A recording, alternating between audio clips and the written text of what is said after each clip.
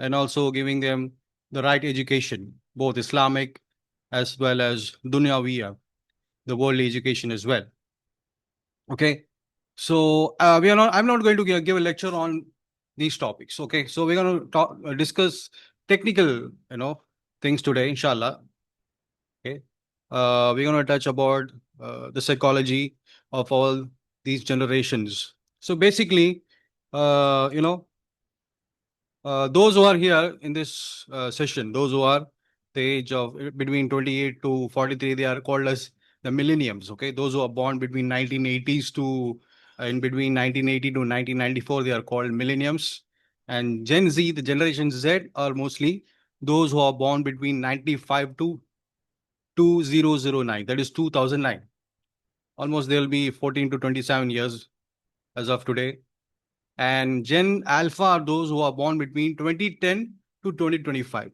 Okay, currently the max will be 13 years, right? So these are the General Alpha. So this is the differentiation done by the expert, by the researchers, psychologists of today. Okay, and they classify these group of people. Okay, they do it based on their character, okay, their fundamental behavior, and all other things, all other basic things. Okay, right? So today we are going to talk about the Alpha and the Gen Z, the Alpha and the Gen Z, group. Okay, so mostly about their traits, their characters, the challenges which they go through. Okay, and also few important tips, few important information, especially for the parents, for the teachers, how to cope up with this kind of generation, right? So to begin with, these two generations, the Gen Z and Gen Alpha. Okay, these are they are very very good in technology. Okay, they are native digital users. Okay, mostly you'll see that they are very active in social media. They're very active in Facebook, Instagram. They are very active in WhatsApp, right? And you will see that most of them will be having their own YouTube channels. Okay, and they crave for it always. Okay, so they are native, digital beings. Okay, their mind is wired in that way. Okay, right? And they always prefer digital learning, digital note taking, virtual learning. Okay, and they are comfortable with gadgets. Okay, all the conventional ways they don't like at all. Okay, for example, we used to prefer notebooks, books, pen, writing on the board on with chalk. Okay, so these generations, they don't like all these stuff. They like only gadgets. They like screens. They like electronics, and so on and so forth. Okay, and they are very good in devices. You know very well. Okay, if you take a small kid nowadays, if you ask a kid to operate a cell phone, okay, he does very well, better than us. Okay, he's able to unlock the screen. He's able to scroll through the apps, and he's able to do most of the things which we can't do. Okay, so this is their characteristic. Okay, see, we are learning the psychology. We are learning the all the things which are related to psychology of these people. Okay, this is very important. First, we have to learn about psychology. Even Prophet Sallallahu Alaihi Wasallam, what did he say about women, especially? He said that women are they are made, they are created from the backbone of men. Okay, if you try to straighten them, you will break them.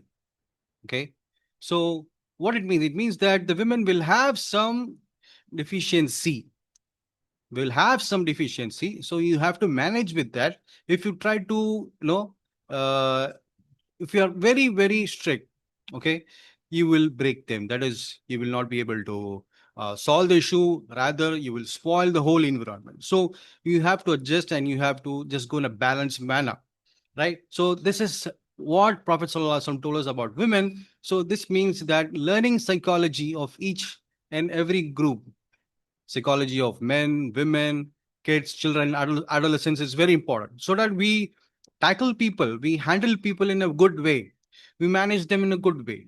whether it's a teacher or a parent, whoever it is, we have to know about their psychology. Okay, the psychology keeps changing from age to age. Okay, a kid has a different psychology. Okay, a teenager has a different psychology, right? An adult have a different psychology, isn't it? So we have to know all these stuff so that we tackle them, so that we handle them in a better way, inshallah. Right? So we were just talking about some of the traits of these generations, Alpha and Gen Z, that they are very good in computers, they are very good in gadgets, especially they are very active in social media. Okay, their brain is wired in that way. Understand? Right.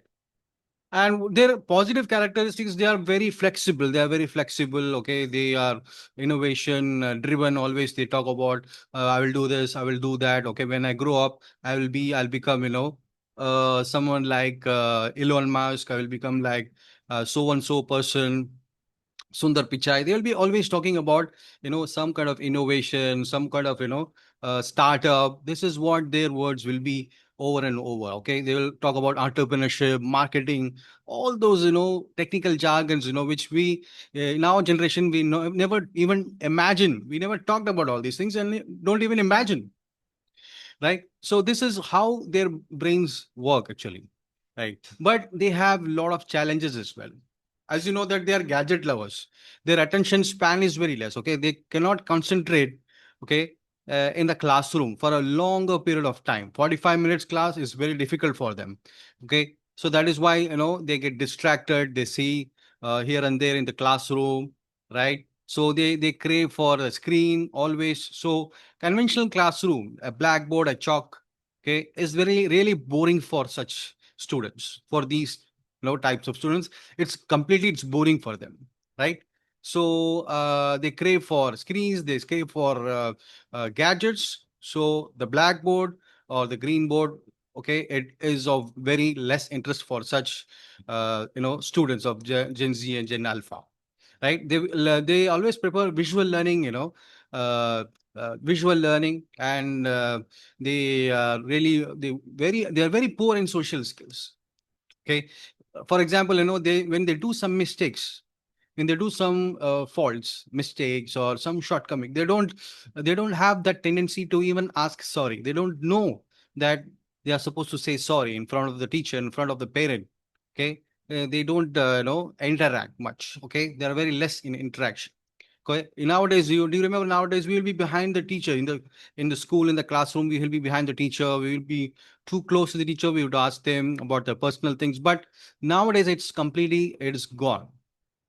Okay, nobody's interested, okay, in asking such things to a teacher, to tutor, all those things. Okay, their job is to come, attend the class and leave, khalas, right? So this is one of the most challenging thing, that is they are not very socially active.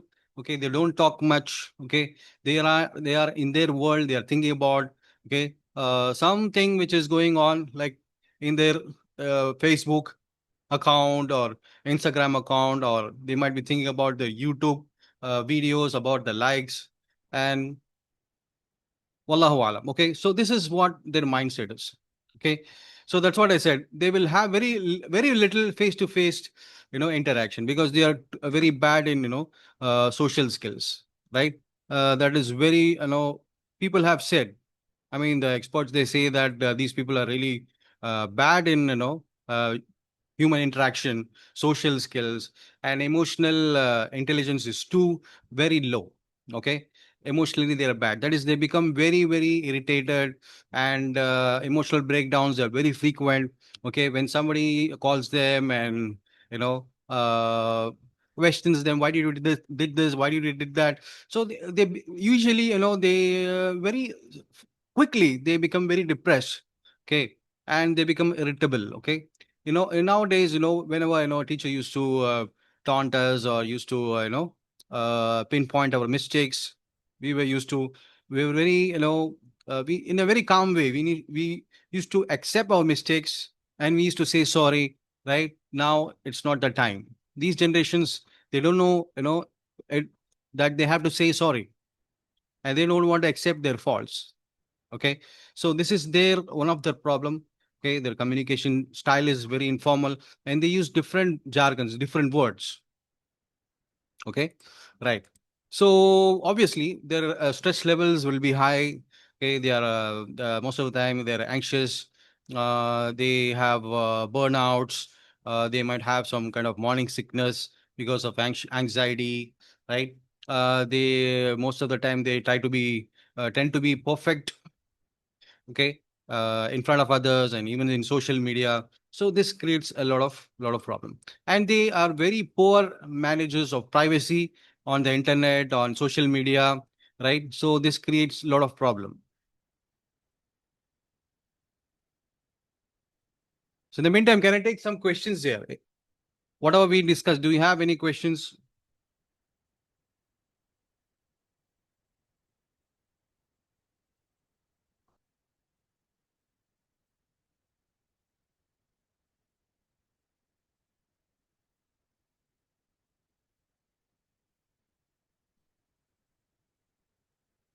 See, those days we had our, your brothers or cousins as a role models. Okay, whenever we want to do something, we would say that we would do like our cousin brother, cousin sister. Okay, they did this. Okay, they used to have this kind of bicycle, that bicycle. Okay, this thing, that thing. But nowadays, kids, children, they always emulate their stars who are famous in social media, or the stars who belong to the Western society, right? So now their role models are there in the internet. Okay, their role models are there in in the social media, or in the any social website, or do you know why this K-pop, that is Korean pop, is very famous? Yes, that is also an impact of social media. Korean pop, the BTS studio, whatever it is, the BTS band, whatever it is. Okay, this is also an impact of the social media, right? So whoever it is, whether it's an Indian or it's from Arab country, they all like BTS because it is a trend in the social media, right? So we have seen, right, students from different societies, from different kind of schools, whether it's a Muslim school or Islamic school, we see that students are, falling into this problem, falling into this issues, the same kind of issues over and over and over, right? So this is because of the impact of the social media, right? So when it comes to solutions, my brothers and sisters, okay, the solution has a lot of steps, right? It can't be done overnight. Okay, it has a lot of steps to follow. Okay, first of all, the problem comes with the parents, because most of the parents are ignorant about the social media, how it works, about the internet. Okay, what they do is they buy a mobile phone and they give it to their wants, they give it to their sons and daughters. Okay, they think that it will solve their problem. They can do their assignments, they can do their homework. Okay, they can watch videos and learn. But at the same time, many things are going on. Okay, once anybody logs into the internet, okay, when they make their profile, okay, based on their profile, all the ads and the suggestions in the YouTube channel, in the YouTube app are going to come. Okay. This Those suggestions which came to your son or daughter, those suggestions are not going to come to you because your profile is different when compared to their profile, your watch profile. Okay, your son or your daughter might be 16 years old, 18 years old. So based on that, suggestions will come in YouTube. Suggestions will come in anywhere. The ads, the videos, right? So that is why it is very dangerous to give a device. So don't give a separate device. Give make your own profile and give it to them. Okay, otherwise what will happen is, according to their profile, all other things, all other undesirable things will come, it will pop up, and we will never know when the children will get used to it, when they will open any kind of video, let's say any educational video. Okay, they will fall into that trap. very easily it will take them towards the wrong direction. Okay, so that is why we should not give them a device, okay, separate device. We have to give them our device. Okay, we have to set timings. Okay, we have to set rules. We have to give them uh, the proper timings to use the cell phone or whatever it is, right? And you have to cut the use of social media, whether it is Facebook, whether it's Twitter or whatever it is, right? We have to set proper rules, right? So to in order to do this, first the parents should have a connection with their wards, with the children. Okay, first comes what? Correction. Then first comes what? Connection. Then comes correction. Okay, so how do we build connection with our wards? Okay, so brothers and sisters, note on this, the most important thing, that we have to foster a very positive environment at home. Okay, please note down, we don't have to do what? Comparing, criticizing, and complaining. Never do these three things, three C's: comparing, criticizing, and complaining. Okay, so we have to reward them every time when they come with any success. Okay, just reward them with good words, mashallah, Allahu Akbar, as well as we have to gift them, compliment them. Okay, so whenever we see something positive, some achievement, we have to then and there, we have to uh, we have to compliment them with gifts. We have to praise them, right? We have to cheer them up. Okay, so this is how connection happens. Most of the time, the children, they think that, okay, whenever we do something good, we are being not recognized. Okay, but when we do a small mistake, our parents, they become very agitated, they become very angry, right? They start to blast at us. Okay, what happens in this situation is the connection breaks off. So we want to make the connection. What are we supposed to do? We are supposed to really appreciate every achievement. We need to reward every achievement. Okay, we should not label them. We should not criticize them. We should not compare with anyone, because when we compare, the children, they become very envious. Okay, they build hatred for others. We should never compare with anybody. Okay, right? We should have our own standards, right? And also we have to respect their passion. Okay, let's say for example, someone has a passion for football or for any other sport. Okay, we have to help them to achieve their goals, to achieve their dreams. Okay, for example, let us send them to a coaching goal, cricket coaching class, a football coaching class. I'm just giving examples, right? We have to give respect to their hobbies, okay, their passions. Okay, if some, I mean, children will be really eager to grow to have pets at home. Yes, you have to respect their thoughts. You have to help them by buying them pets, inshallah. So this will make a connection. Okay, so first is connection, then comes correction. When you make a connection and then you start correcting them, you will see a drastic change. You will see that they listen to you. Okay, they listen to you and slowly they leave all those things. Okay, so we are talking about the gadgets first, right? So when you say that don't use the gadget, they will not listen to you until you have created that proper connection. Okay. So please note down connection, then you do the correction, right? So our session will get over within 5 minutes, inshallah, right? So we'll continue this session in the next week. Maybe we'll do it in the same day, the same time. It will be a part two, inshallah, because there are a lot of things to discuss. Okay, what we have done today is just a small part of that topic. There are many things to discuss. Inshallah, we'll do it one by one, parts, different parts, and try to explain all those things, okay, which I have gathered in my own experience. Right. So we discuss about Gen Alpha, Gen Z. What are their characteristics? What are their challenges? What challenges the parents go through? Inshallah. Okay, we'll discuss more. If you have any questions, just type it.